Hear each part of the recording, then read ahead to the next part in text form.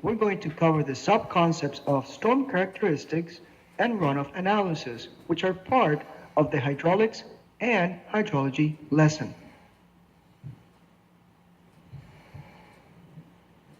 So let's get right to it. The water cycle, or the hydrologic cycle, is the continuous movement of water on, above, and below the surface of the earth. What we see on the screen is a really good graphical representation prepared by the USGS on the water cycle. All civil engineers should be aware of how to design for each phase of the water cycle, as each cycle can impact the design.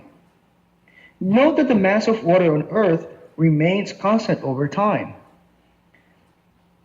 These are the following elements of the hydrologic cycle. We have precipitation, water storage, surface water flow and runoff, groundwater flow, flow through pipes, canals, etc., outflow from streams and channels, and evaporation. Storm frequency, rainfall measurement, and storm collection systems are important topics for civil engineers. All of the branches of civil engineering will be impacted in some way by the water cycle. For example, construction impacts schedule, and geotechnical and structural affect groundwater for foundation design.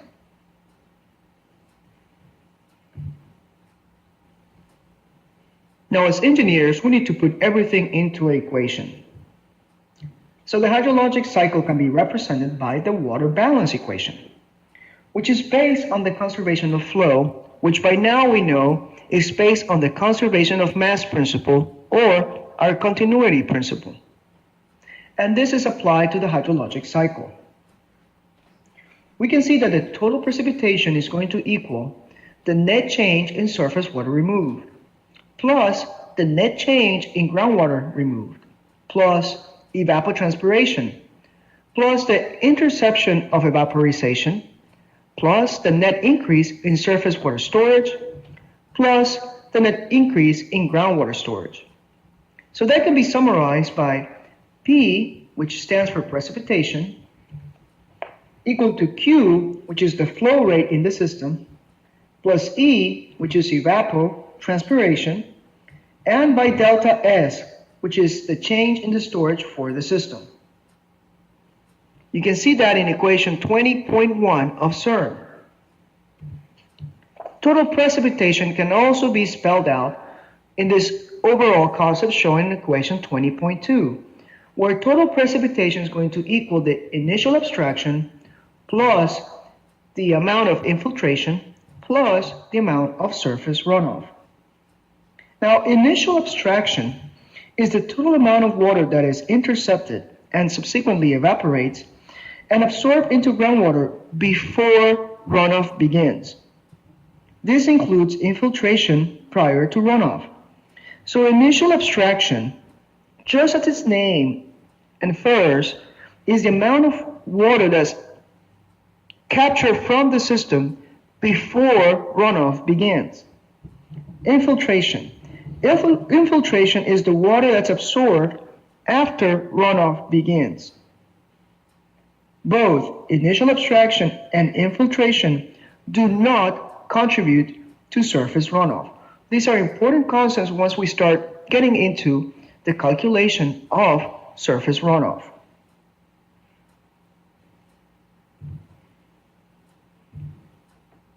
So now let's go into how we estimate precipitation.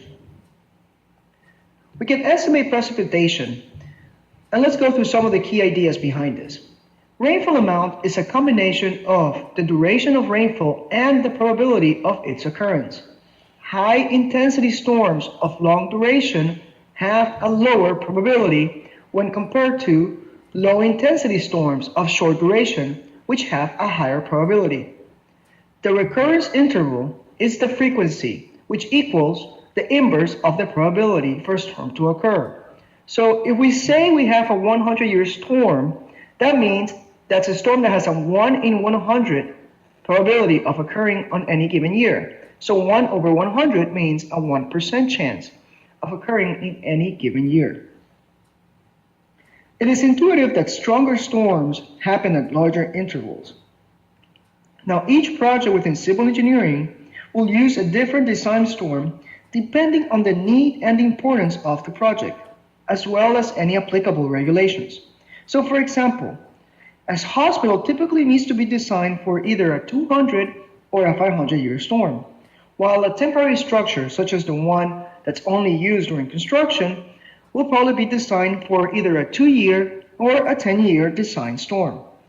It is important to understand the recurrence interval of a storm. Now, we often see in the news report that a 100-year storm as if it is a magnitude of a storm that only occurs once every 100 years. However, it represents the magnitude of a storm that has a 1% chance of occurring in any given year.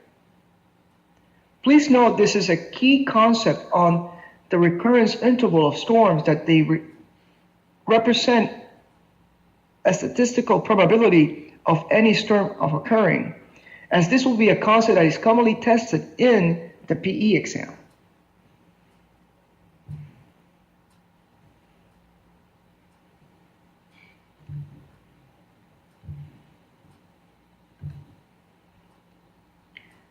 Precipitation data is typically gathered through the system of rain gauges.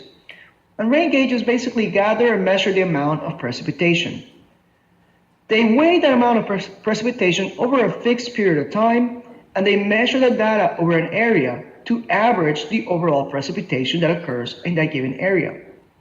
A hydrograph is an instantaneous rainfall intensity over an area, and it is basically created by plotting rain gauge data versus time. Now, some of the types of rain gauges include standard rain gauges, a pluviometer, weighing precipitation gauge, a tipping rain bucket, an optical rain gauge, and an acoustic rain gauge. Average of the data are determined by various methods, and precipitation data at an unknown point can be estimated also using various methods, which are based on averaging station data near the unknown point and weighing them based on various criteria. Section 20.4 of CERM covers quite a bit of detail on how do we use rain gauge data to estimate precipitation. Now, several rain gauge cans are placed in the area where precipitation is to be measured, and then the amount collected in each of these rain cans is converted to the volume and discharge. Now, methods to average rainfall data are also presented in CERM in section 20.3. Now, these methods all rely on some basic assumptions. Practicing engineers should be aware of the assumptions being used for each of these methods. Hydrographs and cumulative rainfall curves are produced from rain gauge data. They can be useful for engineers because they can show how a storm behaved, which can influence stormwater runoff.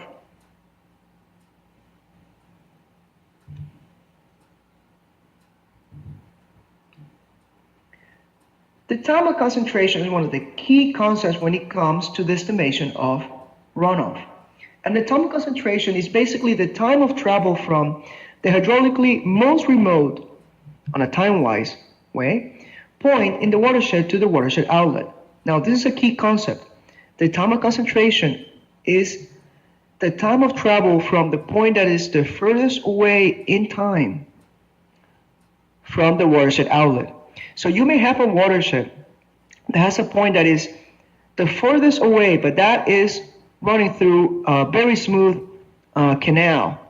And then you have another point that is not lengthwise the furthest point in the watershed. However, it runs through very dense grasses and a very dense forest. So the time that it will take, even though the canal is at the longest point away from the watershed outlet, that time it will take, because it's going through a smooth canal, it will be a lot shorter than the time for another a particle of water that's running through thick grasses and a more rough terrain. That will take it a longer time to travel. So the time of concentration measures the longest travel time for any particle within a watershed. And that longest travel time is not directly relation to the longest path or the point that's the furthest away from the outlet. The time of concentration can also is also divided, not can only, can also be divided. It is divided into 3 overall components. So let me zoom in so we can take a look at these components in a little bit more detail. The time of concentration is divided into the time to sheet flow, the time of shallow concentrated flow, and the time for channelized flow. Now, these types of flow time measurements are based on the characteristics of the flow. Now, when rainfall first starts falling into the high point in a watershed, before it has an opportunity to accumulate into some kind of shallow channel or a channel, the flow starts moving almost like if a sheet of paper were rolling down a hill. So that is the time to sheet flow, is when that type of phenomena occurs. Then after a certain distance, based on the terrain, that sheet flow will start to slowly accumulate into small little shallow channels, shallower than 6 inches. And that is when the time for shallow concentrated flow occurs. Then after that, we can see that those gullies start forming into rivers or bigger channels, and that's when the time to channelized flow occurs. Now here we see the equation to calculate the time for sheet flow. On the time for sheet flow, we have several parameters. We have the flow length, we have Manning's roughness coefficient, we have P sub 2, which is the precipitation for a 2-year, 24-hour rainfall within the geography where the time of sheet flow is being evaluated. We have S, that is the slope of the hydraulic grade line, that for sheet flow can be treated as the actual terrain slope. Then, of course, we multiply all these values within the formula, and then we get the time to sheet flow. Sheet flow typically occurs at a maximum length of 300 feet. After we reach that boundary line of 300 feet, sheet flow starts to become shallow concentrated flow. Now, open channels can be assumed to begin where we have a surveyed cross-section and we have information on a cross-section channel. However, channelized flow starts to occur when we have shallow concentrated flow that is greater than 6 inches. The travel time for shallow concentrated flow is calculated by dividing the length of shallow flow by the velocity of the runoff. The velocity can be calculated using the Manning equation or other correlations such as the ones shown in equation 20.7 and 20.8 of CERN. Travel time for channels is calculated using the Manning equation in a similar manner to how the travel time for shallow concentrated flow is calculated.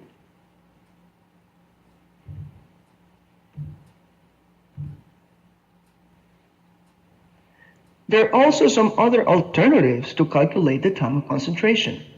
Let me zoom in so we can take a look at them a little bit in a bigger format. So we have the FAA equation, and that's the Federal Aviation Authority, to calculate the minimum time of concentration. And then we have the NRCS lag equation. Both of these equations are some empirical correlations, both based on individual methods as developed by the FAA and the NRCS. Now, the FAA method, the Federal Aviation Administration method, was developed using data acquired by the Army Corps of Engineers using airfield runoff data. Because airfields are mostly paved, this equation works well in urban areas where the runoff conditions are similar to those in a paved airfield. The NRCS, which stands for the National Resources Conservation Service, the NRCS method was developed using data acquired from agricultural watersheds. So this method works best for areas where overland flow channels are not well defined, though it has been used with some moderate success in smaller urban areas. Both methods are empirical and require that the proper units noted are used. See how length has to be in feet and slope has to be in percent for the FAA equation? See how the slope has to be in inches per inches in the NRCS lag equation, and length has to be in feet? So we have to use the adequate units to solve for these empirical type of equations.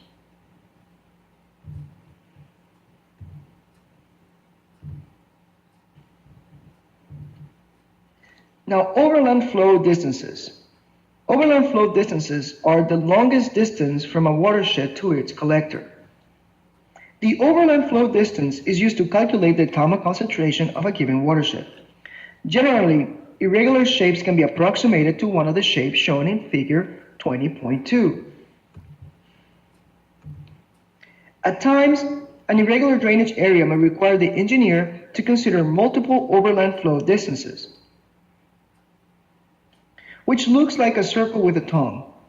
The tongue may have a longer distance than the circle, but does not necessarily contribute very much to the overall drainage area. And this is shown in detail in figure 20.3 of CERN. An exam problem may require the examinee to find an overland flow length to estimate the atomic concentration for a given watershed.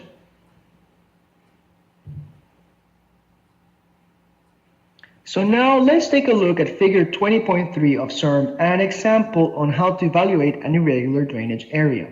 Now, the example shown here looks like a circle with a tongue, right?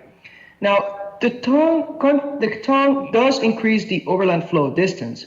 However, based on the intensity duration frequency curve, the longer overland flow time may offset the increase in area due to the tongue. Therefore, two runoffs need to be compared, one ignoring the tongue and the other one including the tongue. And then the runoff that yields the greater surface runoff volume should be the one to be used. So please note that this may be a concept that might be tested on the P exam, that for an irregular shaped drainage area, you may need to evaluate a couple of options for overland flow to determine your runoff.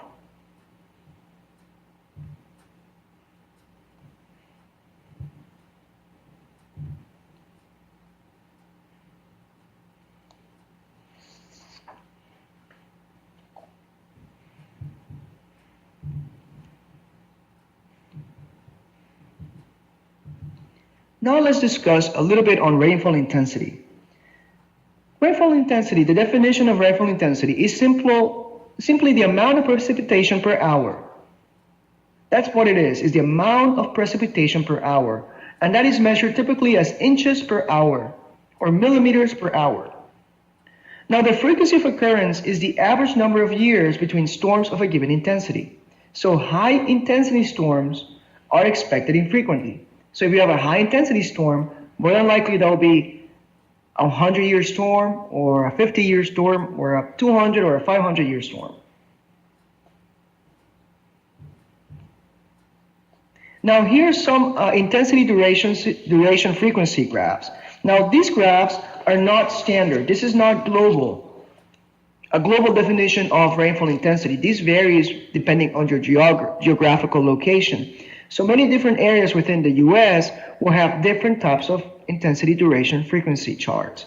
So let's just look at this example of a typical IDF curve. They're also called IDF curves, as that stands for I for intensity, D for duration, and F for frequency.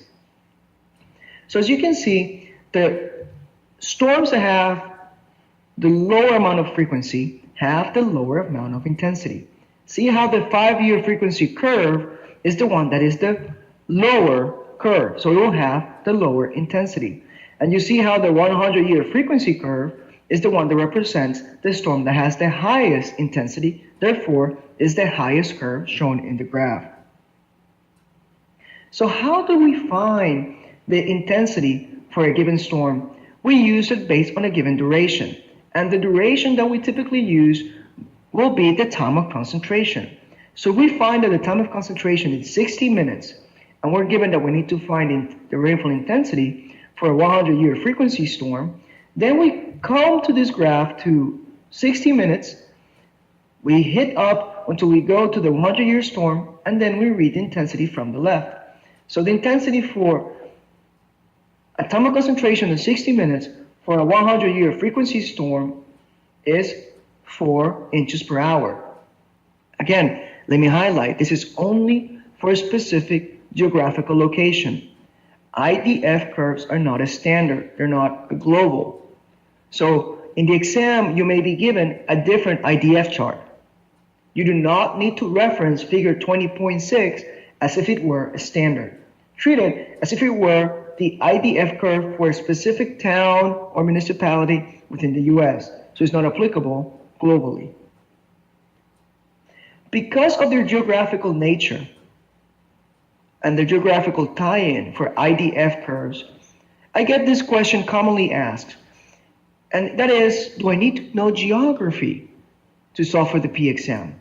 Do I need to know where a specific city or a specific town is within the US so I can use the adequate IDF curve?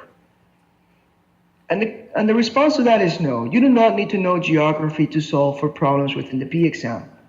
Now, you will see that in hydrology, there's a lot of problems that are related to the geography, especially when you start going into the estimation of runoff based on different characteristics of the geography within the US, the geology within the US, and the weather patterns within the US. So you do not need to know geography to solve for problems within the P exam. If you're given perhaps a town's name or a locality name, it might just be as background or context information. Now, if you do need to use that geographical location, you'll be given some other parameter to identify, such as a table showing precipitation for different cities within the US, or a map with an actual dot on the map representing the location that you need to evaluate.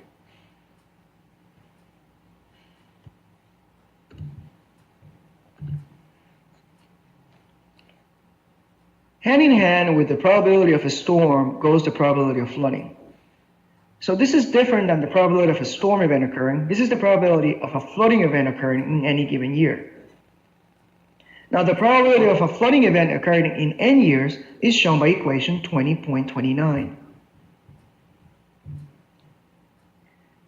This formula is used to convert frequency of occurrence to probability of occurrence in the design life of a structure. This method is commonly used by design engineers to inform the owner of the structure of the risk probability. There are basic probability calculations that a student will encounter in a statistics class. However, stormwater runoff typically only requires understanding the principles presented here for the probability of an event occurring in any given year and the probability of an event occurring in a certain number of years.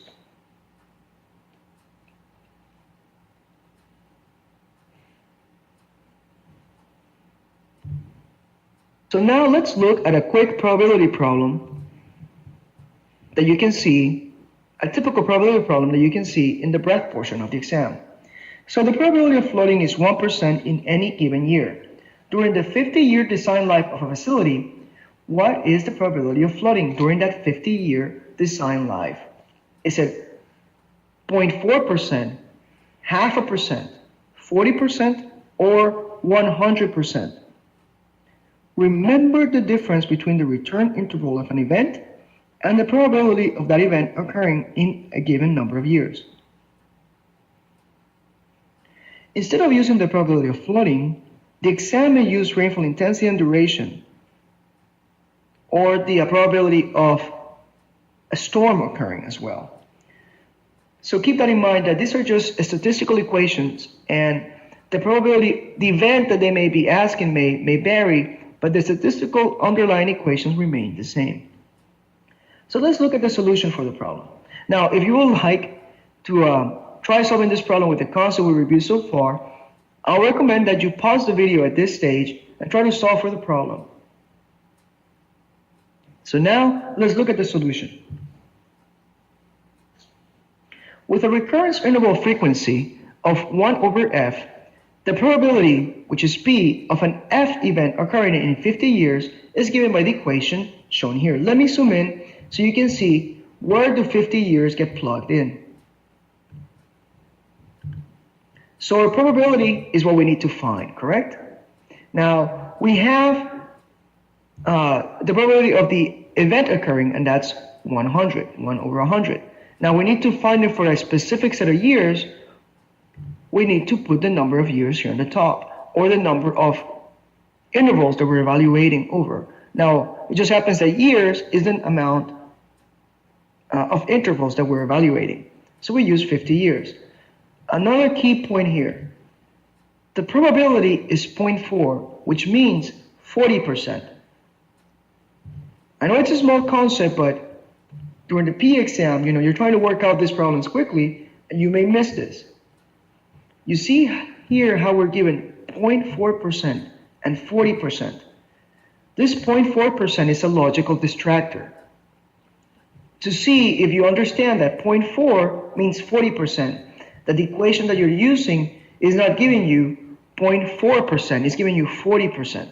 So please keep that in mind. We're dealing with as percentage points.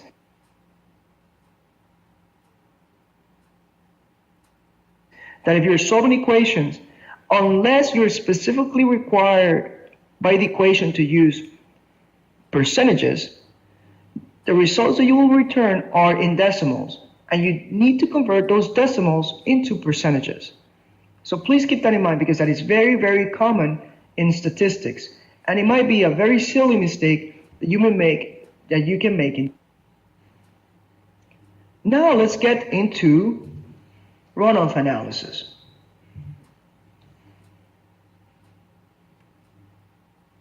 This is our last concept for the hydraulics and hydrology lesson. So we're going to go over the sub-concepts that underlie runoff analysis.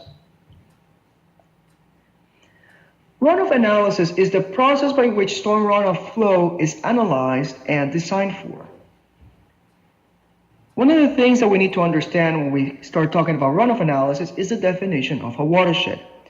A watershed is basin-like landforms that carry water after rainfalls, and they're characterized by having high points and low points. Runoff analysis is important both for calculating the expected runoff flow and for designing open channels to transport the water, as well as any stormwater retention structures. A watershed can be characterized as any area above a given point that feeds that given point. One way to approach this is to think of a topographic map and pick a point at the bottom of a valley. All of the area above that point slopes up and away from our lowest point. This area is the watershed.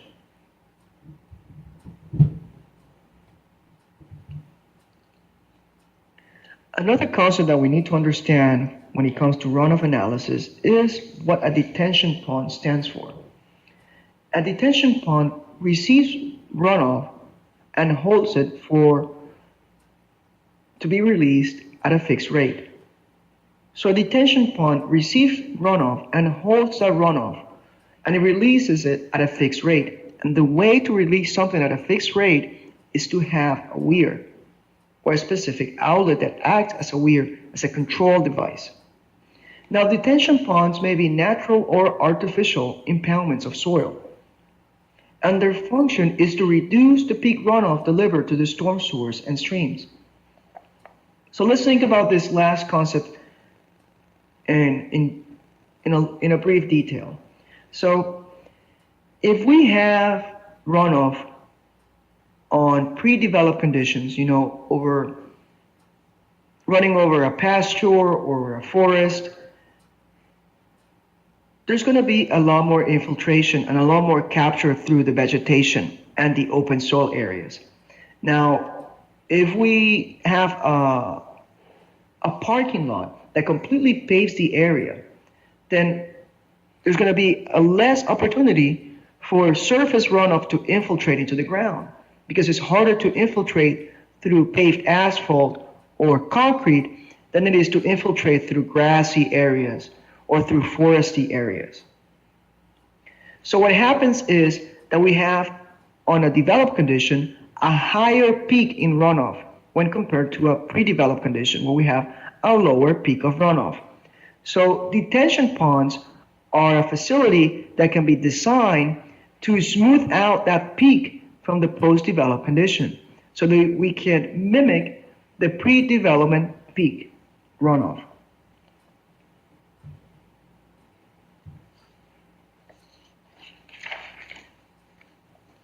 So a way to look at the differences in peak is to evaluate a hydrograph. And a hydrograph is nothing more than a plot of the stream discharge versus time. It's a plot of discharge versus time. Discharge is on the y-axis and time is on the x-axis. Discharge is measured at a specific point in the stream and is typically varies through time. The hydrograph, as I mentioned earlier, can also be used for detention ponds. The base flow represents the normal daily discharge of a river or watershed. This is the discharge that is typically occurring through this watershed before rainfall begins. Now, it can be zero in the case of a detention pond, which will be typically empty. The rising limb is due to a rainfall event. It is related to the hydrograph and the time of concentration. It reflects an increase in discharge from a stream in response to a rainfall event. Peak discharge is when the rate of discharge is the greatest. That's our peak discharge. The falling limb affects and is affected by the open channel flow of the outflow conditions. As a result, it may be necessary to know something about the outlet to design for the runoff. The falling limb represents the withdrawal of water from the system or the storage built up in the stream during the rising limb of the hydrograph. The discharge is the rate of flow passing a specific point in a stream.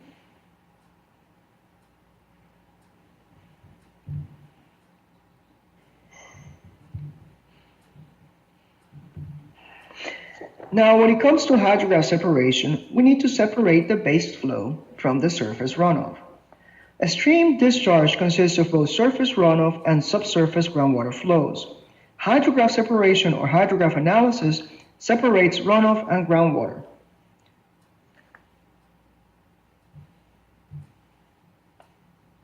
Now, in overland flow hydrographs, the base flow is subtracted from the base runoff so that we only have the portion that corresponds to overland flow. So that is what the overland flow hydrograph is. The total runoff is the area under this curve, is the area under the curve of the overland flow hydrograph. That is the total runoff volume. So let me go one slide before. If we look at the slide that's considering base flow is groundwater, it's not surface runoff. So overland flow is a curve that does not have the diagonal hatch. So our volume of surface runoff is going to be the volume that's bounded between the surface runoff curve and the base flow. So we separate the base flow, we get this curve, which is the overland flow hydrograph.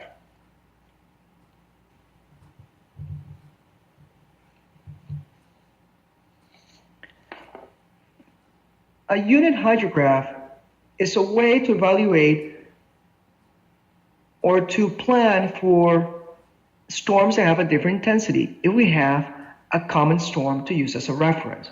So a unit hydrograph helps us to put a specific storm into a reference point and then to use that reference point to evaluate storms that have a different intensity. A hydrograph histogram is used to estimate the area under the hydrograph. Once the area of the watershed is known, the average depth of excess precipitation can be calculated. The volume can be approximated with rectangular slices to avoid numerical integration. The volume divided by the watershed area gives depth of excess precipitation. The average precipitation is used to define the unit hydrograph, which is seen in equation 20.21 of SERM, as shown here on this slide. The unit hydrograph is developed by dividing every point on the overland flow hydrograph by the average excess precipitation. Hydrograph of a storm dropping 1 inch of excess precipitation runoff evenly on the entire watershed. That is what the unit hydrograph is. It symbolizes a storm that drops 1 inch of excess precipitation evenly on the entire watershed. Now, if we're using SI units, the unit hydrograph, instead of using 1 inch, uses 1 centimeter. The units of the unit hydrograph are inch per inch or centimeter per centimeter. Now, here is a comparison between a storm hydrograph and its derived unit hydrograph. So let's say the storm that is being evaluated, it's a 2-inch storm or a 1.5-inch storm. Our unit hydrograph will be simply a 1-inch storm. Now, if we have a 1/2-inch storm, our unit hydrograph will be bigger because it will be representing a 1-inch storm.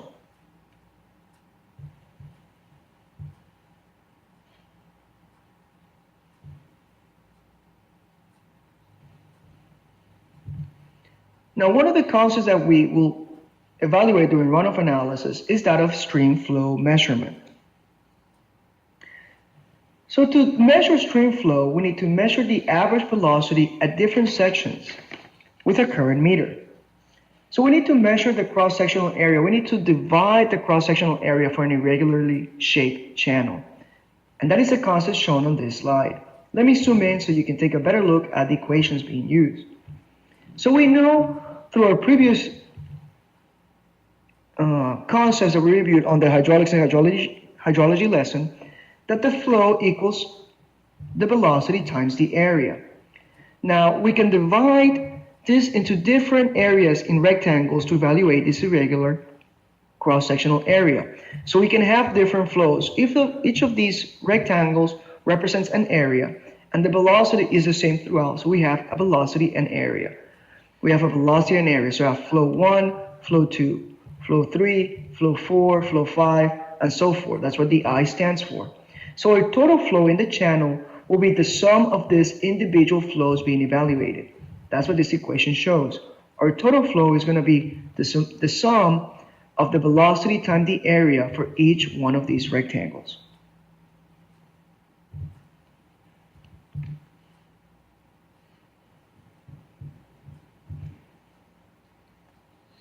Let's look at a problem that evaluates the concepts that we have just reviewed.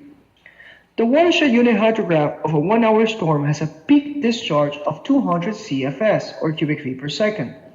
If a 1-hour storm drops 1.5 inches in net precipitation, what is most nearly the peak discharge? Is it 100 CFS, 200, 300, or 500 CFS? The unit hydrograph has units of flow over precipitation on the y-axis. Therefore, to scale up the unit hydrograph, we need to multiply the unit hydrograph by the net precipitation. Now, if you would like to solve for this problem using the concepts that we have reviewed so far, I will encourage you to pause the recording. So now, let's look at the solution for this problem.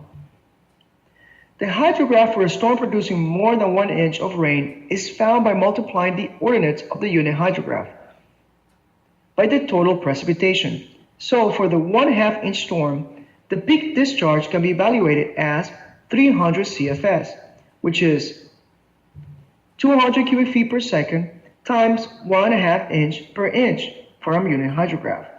So our flow is going to be 300 CFS.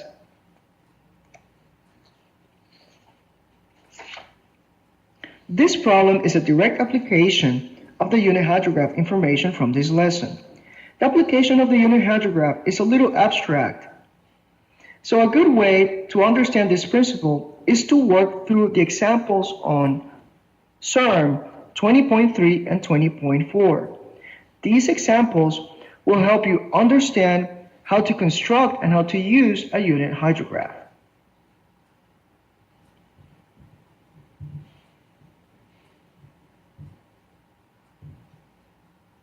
Let's go through another problem.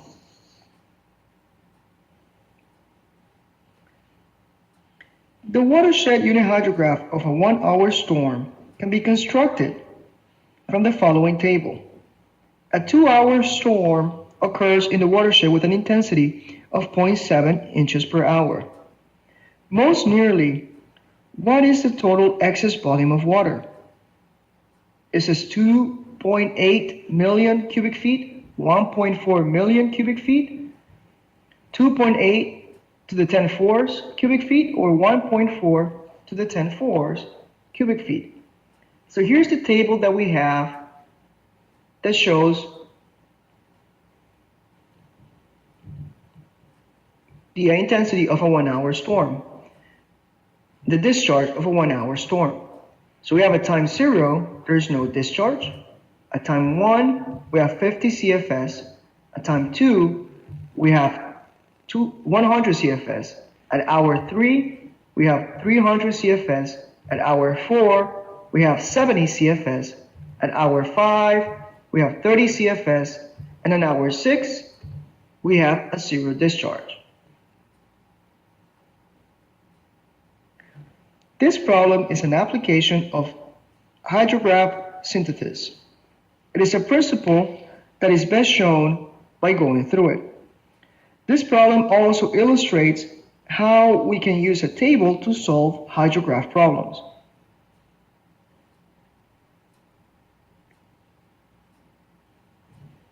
So if you would like to solve this problem with the concepts that we have reviewed so far, I will encourage you to pause the recording at this point. So let's go through the solution for problem number 9.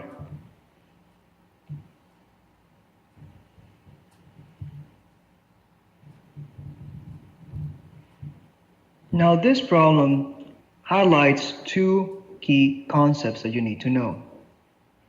We're given the hydrograph for a 1 hour storm that has a 1 inch precipitation, our unit hydrograph for a 1 hour storm. That is what's shown at the first part here of the table. Let me highlight that. So this first part is given in the problem prompt. What we're being asked to find is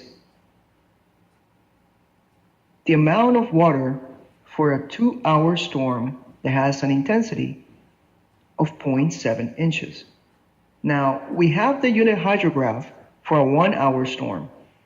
So how do we use a unit hydrograph for a 1 hour storm to estimate for a 2 hour storm that has a different intensity? So first, the first concept that we need to understand to solve this problem is that we can estimate a 2 hour storm by simply offsetting two 1 hour storms 1 hour apart. So we can say that a 2 hour storm equals to two 1 hour storms. The first storm event, let's say storm event A begins at hour 0, while the second storm event B, begins at hour 1. So they're offset 1 hour. That is what you see here. Storm event 1 and storm event 2. They are offset by 1 hour.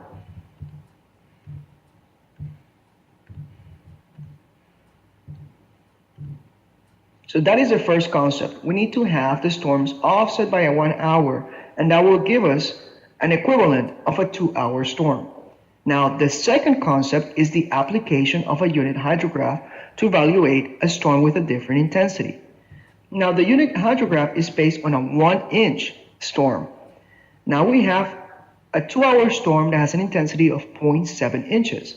So what that means is we need to convert the 1 inch to 0.7 inches. That is very simple. We simply divide everything by 0.7. If we were evaluating a 3 inch storm, we'll need to multiply everything by 3 inches. If we were evaluating a half an inch storm, we'll need to multiply everything by half an inch or divide by 2. So for example, the easiest data point to show you is when we evaluate 100 CFS. If we multiply by 0.7, that's going to be 70. 50 by 0.7 is going to be 35. 300 by 0.7 is going to be 210. 70 by 0.7 is going to be 49. And 30 times 0.7 is going to be 21. So that is our hydrograph for a 1 hour storm event. Now, we need to offset the same data 1 hour so we can get the equivalent for a 2-hour storm event. And here's the equivalent for a 2-hour storm event. We just add them up. 70 plus 35, 105, and so forth. Now we have our equivalent. Let me highlight that. Here, maybe let me use a different color. Now we have our equivalent hydrograph for a 2-hour storm event that has 0.7 inches of precipitation.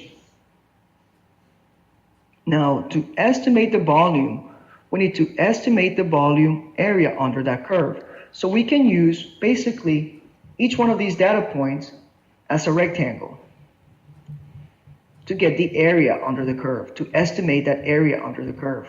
We can use each one of these data points as a rectangle.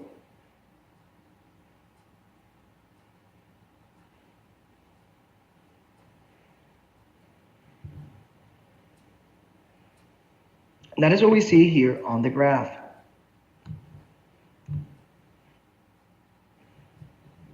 Now to get the volume, there's something here that you can use as a quick little shortcut if you realize that each time step equals 1 hour.